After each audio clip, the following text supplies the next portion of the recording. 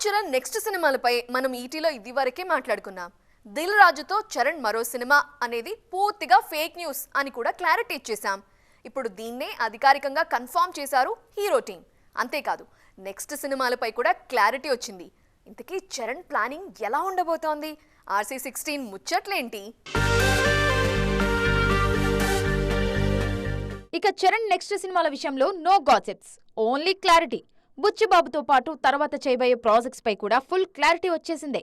Game changer ఫలితం ఎలా ఉన్నా అందులో అప్పన్న పాత్రకి ప్రశంసలు దక్కాయి. అందుకే ఈ క్యారెక్టర్ తన మనసులో నిలిచిపోతుందని ఓ లెటర్ కూడా విడుదల చేశారు రామ్ చరణ్.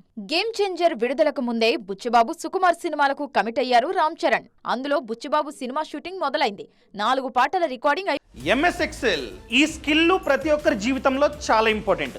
ఈ MS Excel ని సింపుల్ పద్ధతిలో నేర్చుకోవడానికి ఇప్పుడే ఫ్రీడమ్ యాప్ ని డౌన్లోడ్ చేసుకోండి. అయిపోయింది. జనవరి 29 నుంచి చరణ్ కూడా సెట్స్ లో జాయిన్ అవుతున్నారు. కేవలం 6 నెలల్లోనే ఈ సినిమాను పూర్తి చేసి డిసెంబర్లో విడుదల చేయాలి అనేది మేకర్స్ ప్లాన్. బుచ్చిబాబు తర్వాత సుకుమార్ సినిమా సెట్స్ పైకి రానుంది. 2025 చివర్లో గానీ 2026 ఫస్ట్ హాఫ్ లో గానీ చరణ్ సుక్కు సినిమా మొదలు కానుంది. ఈ రెండూ కాకుండా మరే సినిమాకు చరణ్ ఓకే చెప్పలేదు. దిల్ రాజుతో సినిమా ఉంటుందని వస్తున్న వార్తలు కూడా అబద్ధమే. RC16, 17 అయ్యాకే వేరే సినిమాలపై ఫోకస్ చేయనున్నారు రామ్ చరణ్.